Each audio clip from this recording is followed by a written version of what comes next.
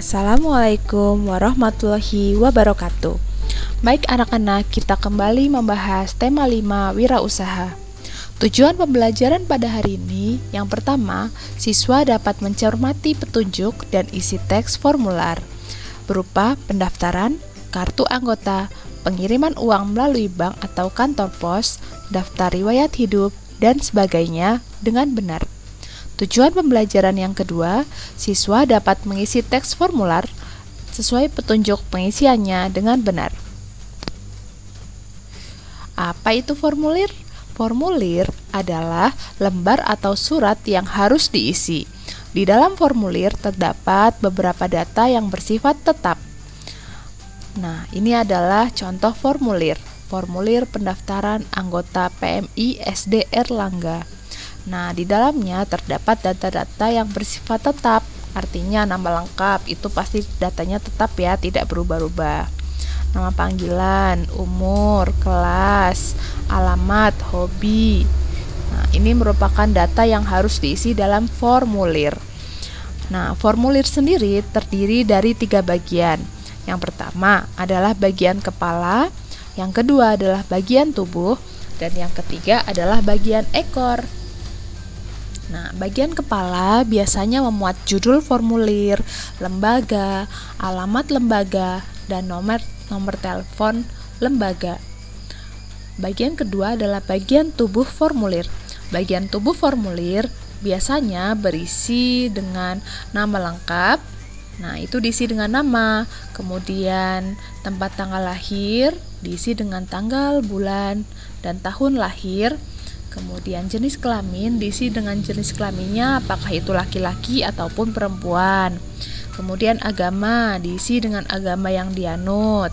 Pendidikan ini diisi dengan pendidikan terakhir. Kalau kamu pendidikan terakhirnya TK, maka kamu tuliskan pendidikan terakhir TK. Karena untuk SD kamu belum mendapatkan ijazahnya, jadi pendidikan terakhirmu masih TK ya. Kemudian yang berikutnya adalah alamat rumah. Alamat rumah ini diisi dengan alamat rumah secara lengkap. Jalan apa, nomor berapa, desa mana, gitu. Misalkan alamat sekolah, Jalan Nakula nomor 55, Desa Sokaraja Kidul, Kecamatan Sokaraja, Kabupaten Banyumas. Nah, itu alamat rumahnya. Kemudian keterangan lain ini bisa diisi dengan nomor telepon atau alamat email. Nah, begitu. Bagian terakhir pada formulir adalah bagian ekor formulir. Bagian ekor formulir ini terisi dengan tempat dan tanggal pengisian formulir tersebut, kemudian tanda tangan pengisi formulir dan nama jelas pengisi formulir. Ayo kita lihat contoh formulir berikut ini agar kamu tahu dan lebih paham apa saja bagian-bagian formulir.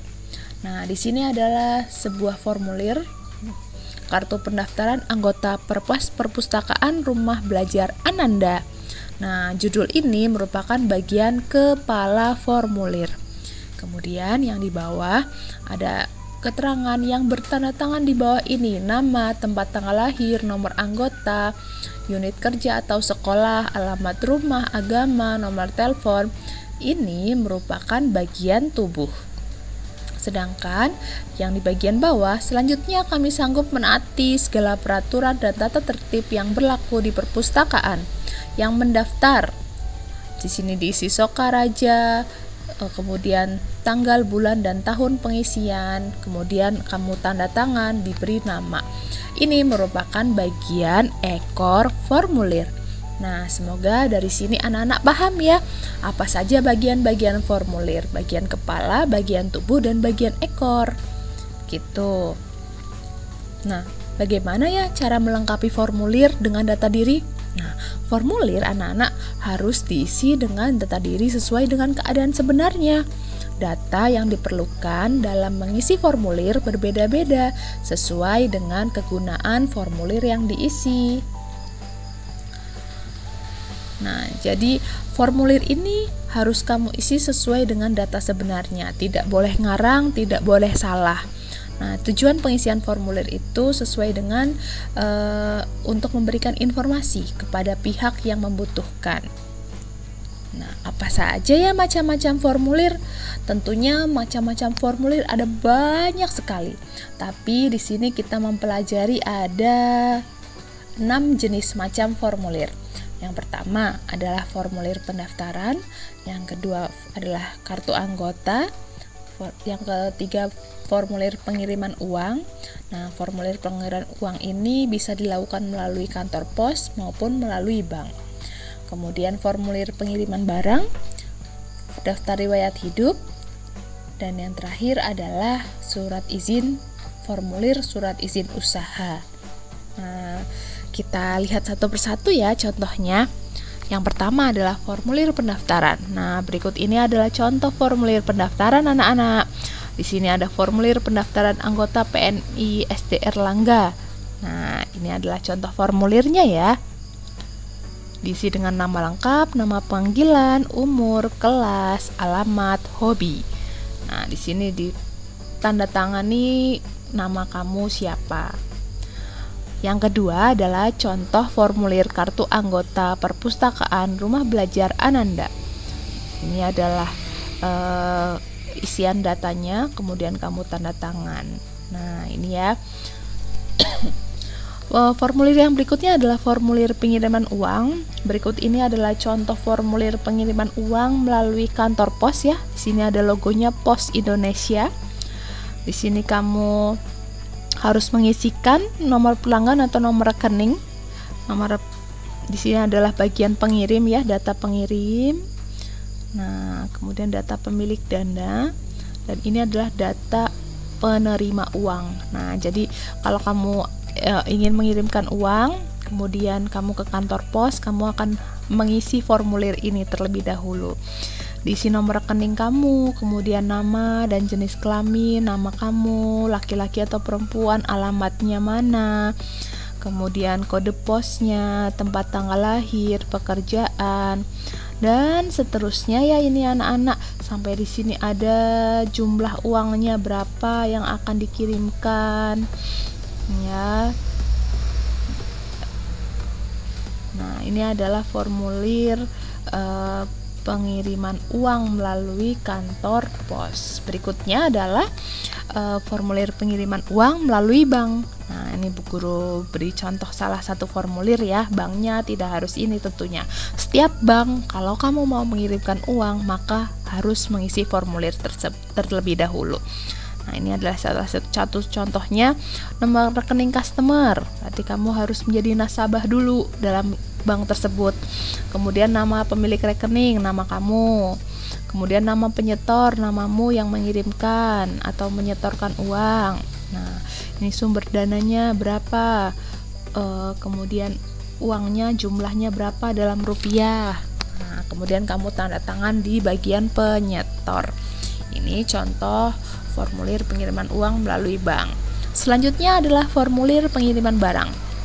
Nah, formulir pengiriman barang ini biasanya diisi ketika kamu ingin mengirimkan sebuah paket, mungkin itu di JNE atau di kantor pos bisa, atau si cepat dan lain sebagainya ya, pokoknya dari kurir pengiriman barang gitu. Nah, kamu pasti harus mengisi formulir pengiriman barang terlebih dahulu. Pertama, ada data pengirim. Kamu ingin mengirimkan sebuah paket. Nah, paket tersebut akan dikirim, berarti kamu yang mengirim ya sebagai data pengirim.